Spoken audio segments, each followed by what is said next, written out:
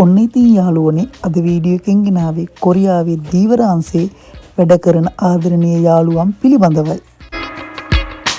ඉතින් මේ දවස්වල කොරියාවේ සීත කාලයනේ. දීවරාංශයේ වැඩ කරන අයට නම් මේ සීත කාලේ තරම් මිහිරි කාලයක් නම් වෙන්නේ නැහැ. මොකද දීවරාංශයේ අය වතුරත් එක්ක කටයුතු කරන නිසායි.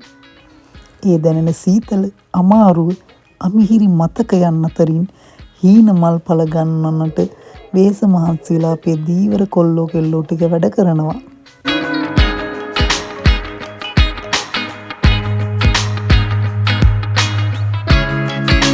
කිව යුතුම දුක්බර කතාව නම් දීවරාංශයේ වැඩ කරන අයට ස්වභාව ධර්මයන්ගෙන් ලැබෙන නිවාඩුවක් නැතිනම් වෙන කිසිම නිවාඩුවක් නැහැ.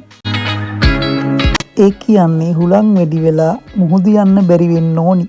නැතිනම් වැස්ස වැඩි වෙලා වැඩ කරන්න බැරි වෙන්න ඕනි. නැතිනම් හිම වැටිලා වැඩ කරන්න බැරි වෙන්න ඕනි. ඒ වාගේ ස්වාභාවික හේතුන් නිසා නිවාඩුවක් ලැබුණොත් මිසක් වෙන කිසිම නිවාඩුවක් නෑ යාළුවනි.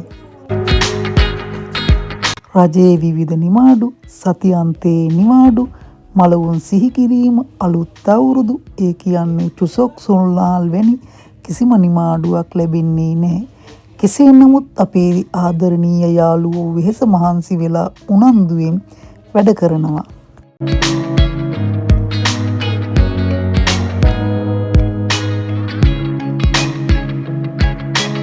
අපේ දීවර අංශයේ අය වගේම නිෂ්පාදන අංශයේ වැඩ කරන අයද, ඉදිකිරීම් අංශයේ වැඩ කරන අයද, කුසිකාර්මික අංශයේ වැනි විවිධ අංශවල වැඩ කරන අයත් හීන ඉටු කර ගැනීම සඳහා ඇත්තටම වෙහෙස මහන්සි වෙලා වැඩ කරනවා යාළුවනේ.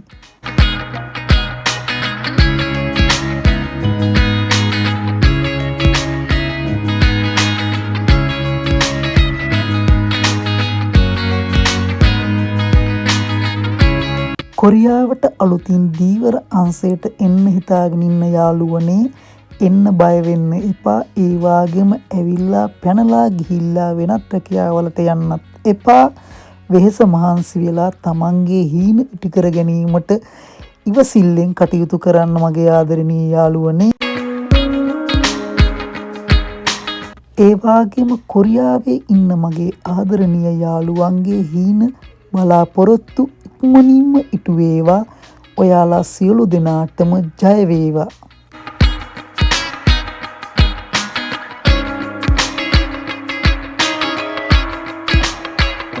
කොරියාව පිළිබඳව ලස්සන වීඩියෝ ටිකක් ඉදිරියේදී අරගෙන එන්නම්.